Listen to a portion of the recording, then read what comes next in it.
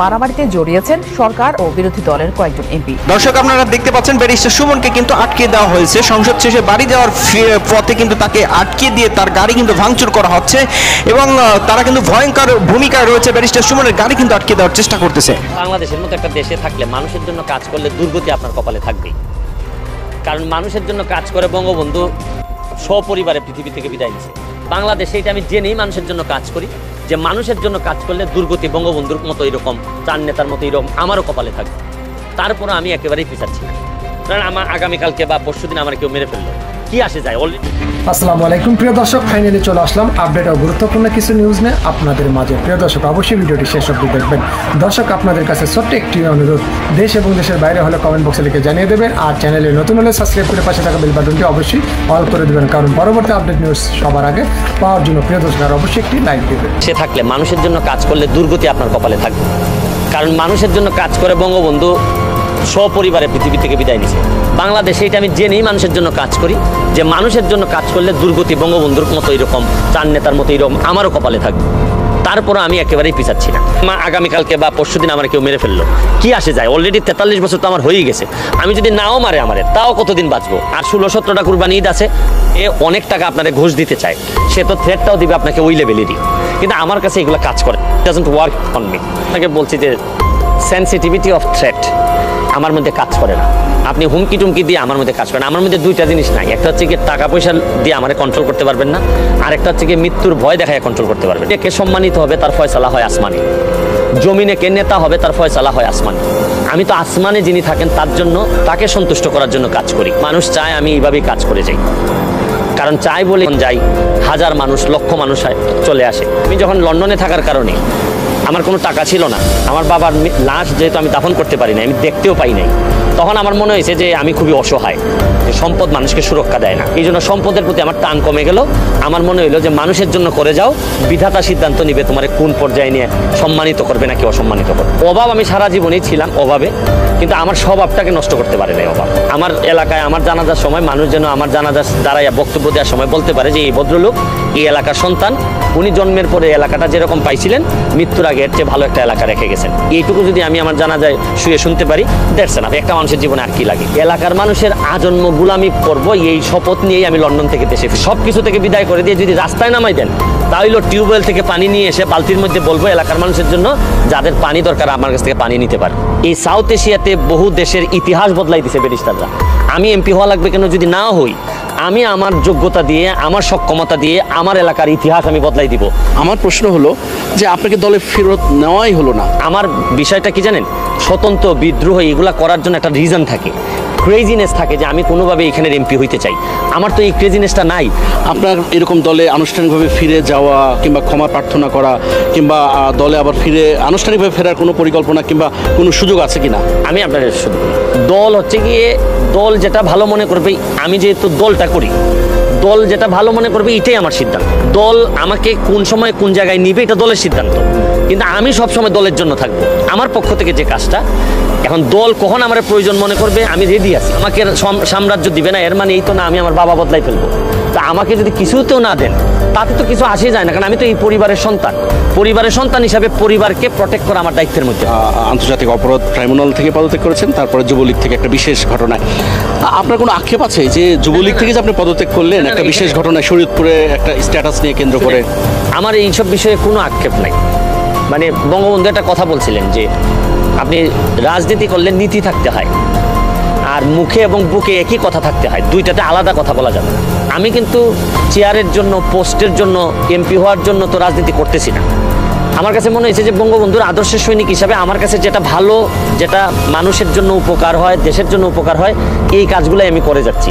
দেখেন, এটা একটা জার্নি। কোনো একটা পদে থাকা মানে আপনি 5 বছর পরে তো এমনি আমাকে সাবেক হয়ে যেতে হয়, কিন্তু এই জার্নিটাতে কখন আমি থাকবো কখনো থাকবো না। যারা আমাকে যে কারণে নিয়েছেন তারা যদি মনে করেন প্রয়োজন এখন আপাতত নাই, তারা আমাকে ছেড়ে দিবেন, আমাকে আমার কাজ করতে দিবেন। আমি দেখেন এই যে যুবলীগে যখন নাই, তখনও তো যুবলীগ যে কাজগুলো করি এই কাজগুলোই তো আমি করে যাচ্ছি। সিলেটের বন্যায়, ফুটবল, এগুলো তো যুবলীগেরই কাজ, বঙ্গবন্ধুর আদর্শেরই তো কাজ। এখন শুধু হচ্ছে কি আমার কাছে এই তকমাটা নাই যে আমি যুবলীগের কমিটিতে আছি কিনা। আমি কিন্তু বেসিকলি ধরেন আমাদের পরশ ভাই, আমাদের যিনি যুবলীগের নেতা, যিনি পরশ ভাইয়ের যে মাথায় আমার যে জিনিসগুলো ঢুকাই দিয়েছেন উনি, আমি যখন প্রথম আইন সম্পাদক হিসেবে পরশ ভাইয়ের সাথে আমার মিটিং হয়, উনি আমার ভিতরে যে জিনিসগুলো ঢুকিয়ে দিয়েছেন যে একটা তরুণ মানে হচ্ছে কি এই ধরনের কাজ করবে, তরুণ মানে এইগুলা করবে, আমি কিন্তু বেসিক্যালি এই কাজগুলাই করে যাচ্ছি। হয়তো আমি একদম টেকনিক্যালি কমিটিতে আইন সম্পাদক হিসাবে বিভিন্ন জায়গায় পরিচয় দিচ্ছি না, বা এই জায়গাটা এখনো খালি আছে, কিন্তু আলটিমেটলি বঙ্গবন্ধুর আদর্শের যে কাজগুলা এবং নেতা আমার নেতা যিনি ছিলেন এখনো যিনি আছেন ফজলে শামস পরশ ভাই, ওনার কাজগুলাই কিন্তু আমি করে যাই, এগুলা নিয়ে কোনো চিন্তা নেই। আমরা একটা বিষয় লক্ষ্য করলাম যে গুরু অপরাধে যাদেরকে দণ্ডিত করা হলো, বিশেষ করে সাবেক মেয়র জাহাঙ্গীরের কথা, তাকে আবার দলে ফিরিয়ে নেওয়া হচ্ছে। আপনার এরকম দলে আনুষ্ঠানিকভাবে ফিরে যাওয়া কিংবা ক্ষমা প্রার্থনা করা কিংবা দলে আবার ফিরে আনুষ্ঠানিকভাবে ফেরার কোনো পরিকল্পনা কিংবা কোনো সুযোগ আছে কিনা? আমি আপনার শুধু দল হচ্ছে গিয়ে দল যেটা ভালো মনে করবে, আমি যেহেতু দলটা করি, দল যেটা ভালো মনে করবে এটাই আমার সিদ্ধান্ত। দল আমাকে কোন সময় কোন জায়গায় নিবে এটা দলের সিদ্ধান্ত, কিন্তু আমি সবসময় দলের জন্য থাকবো।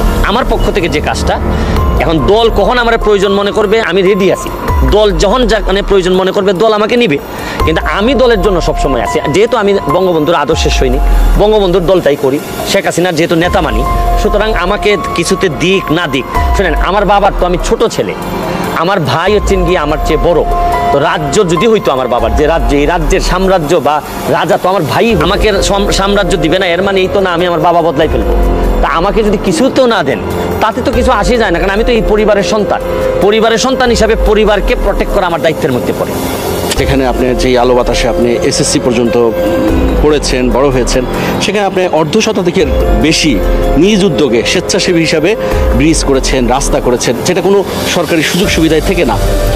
তো সেখানে প্রায় সহস্রাধিক গাছ লাগিয়েছেন, এই যে একটা জাগরণ তৈরি করেছেন।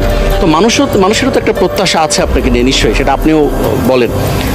দল তো ফিরিয়ে নেওয়াটা এখনও কোনো আলোচনায় নেই যে আপনাকে ফিরিয়ে নেবে কি নেবে না। আমার প্রশ্ন হলো যে আপনাকে দলে ফেরত নেওয়াই হলো না, নির্বাচনে আপনার কোনো ডাক পেলেন না, বিদ্রোহ তো প্রশ্নই আসে না। আমার কথা হচ্ছে যে আমার যে যোগ্যতা আছে, এই আদর্শ বঙ্গবন্ধুর আদর্শটাকে যদি আমি ধারণ করি, তাইলে আপনি মনে রাখবেন আমি অনেক এমপিদের চেয়েও অনেক শক্তিশালী হব কাজ করার ব্যাপারে। এমপি বানাইলেই যে আপনাকে আমি অনেক বেশি ডেলিভারি দিতে পারবো তা না, দল যারে ভালো মনে করবে তারে নমিনেশন দিবে। শুধু আপনি আপনার এলাকায় খুবই জনপ্রিয় হলেই তো হবে না, আপনাকে তো দলও বুঝতে হবে যে দলের জন্য আপনি পারপাস সার্ভ করতে পারবেন। স্বতন্ত্র বিদ্রোহ এগুলা করার জন্য একটা রিজন থাকে, ক্রেজিনেস থাকে যে আমি কোনোভাবে এখানের এমপি হইতে চাই। আমার তো এই ক্রেজিনেসটা নাই, কারণ আমি বিশ্বাস করি মেম্বার অফ পার্লামেন্ট এই টার্মটা বা তকমাটা একটা মানুষকে যত না শক্তিশালী করে, তার চেয়ে এই মানুষটা যদি তার নিজেরে বিশ্বাস করতে শুরু করে যে আমি একজন ধরেন ব্যারিস্টার, এই ব্যারিস্টার ডিগ্রিটাকে যদি আমি বিশ্বাস করতে শুরু করি যে আমি বাংলাদেশ না এই সাউথ এশিয়াতে বহু দেশের ইতিহাস বদলাই দিছে ব্যারিস্টাররা, আমি এমপি হওয়া লাগবে কেন যদি না হই, আমি আমার যোগ্যতা দিয়ে আমার সক্ষমতা দিয়ে আমার এলাকার ইতিহাস আমি বদলাই দিব। কারণ সামনে যা পড়ে এ নিয়ে আমার কথা একটাই, বঙ্গবন্ধুর আদর্শের সৈনিক আমি, শেখ হাসিনা আমার নেতা। এই দুইটা জিনিস যদি আমার সাথে থাকে তাহলে আপনি আমারে ঠেকাইতে পারবেন, শুধু কিছু বানান আর না বানান, আমি আমার এলাকার ইতিহাস বদলাই দিব। আপনি হবিগঞ্জের চুনারুঘাট উপজেলার একটা খুব সাধারণ মধ্যবিত্ত পরিবারের সন্তান, আপনারা 6 ভাই বোন, তার মধ্যে আপনি সবার ছোট। এলাকার মানুষের আপনাকে নিয়ে তাদের প্রত্যাশাটা কি মনে হয়? শুনেন, এলাকার মানুষ হচ্ছে গিয়ে, আমি সবসময় এলাকার মানুষকে বিশ্বাস করতে সক্ষম হয়েছি যে আপনারা আমার জানাজার মানুষ, আপনাদের সাথে আমার কোনো রাজনীতি চলে না। মানে যে টেকনিক্যাল অর্থে আমরা রাজনীতি বলি, অনেক বুদ্ধিশুদ্ধির বিষয়, এটা আমার এলাকার মানুষের সাথে না। এলাকার মানুষের আজন্ম গুলামি করবো, এই শপথ নিয়েই আমি লন্ডন থেকে দেশে ফিরছি। যতদিন বেঁচে থাকবো, সক্ষমতা থাকবে, ততদিন এলাকার মানুষের জন্য করে যাব। শারীরিক সক্ষমতা যদি না থাকে তাহলে হয় আমি বলছি যে হয় দেশ ছাড়বো নাহলে দুনিয়া ছাড়বো, কিন্তু এলাকার মানুষের ব্যাপারে কোনো কম্প্রোমাইজ আমার চলবে না। আপনি যদি আমাকে রাস্তায়ও নামাই দেন, আমাকে সব কিছু থেকে বিদায় করে দিয়ে যদি রাস্তায় নামাই দেন, তাহলে টিউবওয়েল থেকে পানি নিয়ে এসে বালতির মধ্যে বলবো এলাকার মানুষের জন্য যাদের পানি দরকার আমার কাছ থেকে পানি নিতে পারেন। This is how I think about my area.